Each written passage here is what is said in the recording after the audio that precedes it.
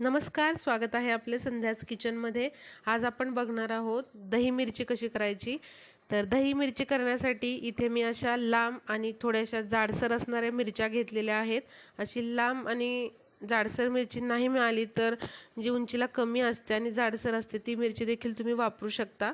आता या सगळ्या मिरच्या मी आधी स्वच्छ धुवून घेतलेल्या, त्यांना असं आपण कट देऊन घेणार आहोत, म्हणजेच या मधून कट करणार आहोत, कारण ह्या लांब आहेत मिरच्या आणि दह्याचं मिश्रण व्यवस्थित कोट व्हायला पाहिजे या मिरच्यांना, त्यामुळे आपण ह्या कट करत आहोत।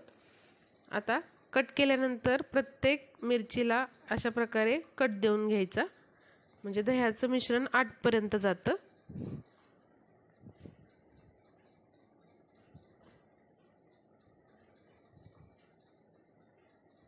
आता सगळ्या मिरच्यांना अशा आपण कट देऊन घेऊयात।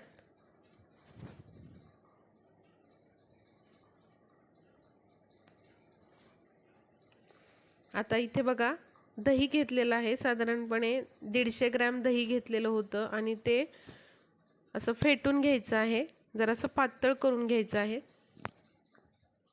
आता यामध्ये टाकणारे मी भाजलेल्या जिऱ्यांची पूड पाव चमचे,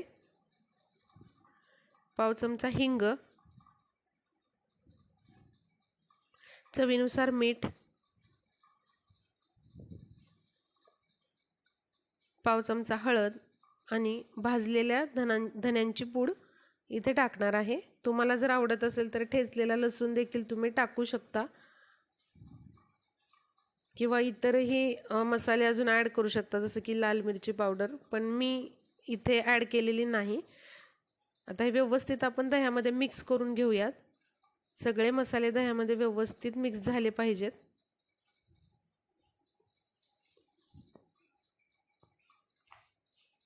आता यानंतर फक्त अर्धा चमचा इथे तेल वापरणार आहे मी, जे आपण स्वयंपाकासाठी वापरतो ते तेल इथे वापरायचं आहे आणि चांगलं मिक्स करायचं आहे। आता पुन्हा एकदा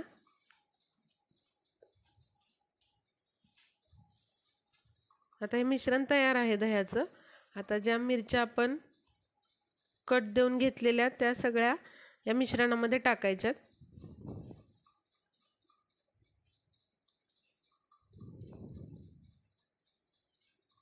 आणि आता आपण व्यवस्थित या सगळ्या मिरच्या दह्यामध्ये मिक्स करून घेऊयात। सगळ्या मिरच्यांना व्यवस्थित दही कोट झालं पाहिजे, अशा त्या मिक्स करून घ्यायच्या आहेत। मिरच्यांना कट दिल्यामुळे इझिली त्या कोट होतात आणि दह्याचं मिश्रण आतपर्यंत जातं आणि चवीला अतिशय सुंदर लागतात या मिरच्या।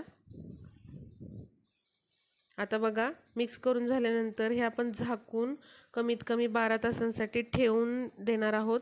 12 तासांनंतर हे बघा, आता आपण ह्या मिरच्या दह्यामधून काढून असं ताटामध्ये पसरवून ठेवणार आहोत। जितक्या या मिरच्या दह्यामध्ये मुरतील तेवढ्या या चवीला खूप सुंदर लागतात, त्यामुळे 12 तास तरी किमान तुम्ही या दह्यामध्ये मुरू द्या। रात्रभर भिजवलं तरी चालू शकेल। आता उन्हामध्ये ह्या 8 ते 10 दिवस चांगल्या कडकडीत अशा वाळू द्यायच्या आहेत।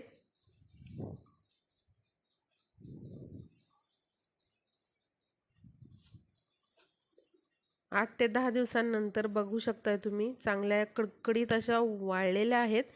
आणि ते चेक कसं करायचं, तर मिरचीचा जो देठ आहे तो कटकन असा तुटला की समजायचं आपली मिरची अगदी तयार आहे। आणि जेवणाच्या आधी तुम्ही तेलामध्ये या तळून जेवणाबरोबर तोंडी लावण्यासाठी म्हणून घेऊ शकता। आणि या मिरचीची आणखीन जास्त चव तुम्हाला हवी असेल तर वरण, भात आणि तूप त्यासोबत ही दही मिरची द्या, खूप आवडेल। तर आजची रेसिपी आवडली असेल तर नक्की लाईक करा आणि जास्तीत जास्त शेअर करा आणि संध्याच किचनला अजून सबस्क्राईब केलं नसेल तर पटकन सबस्क्राईब करून घ्या।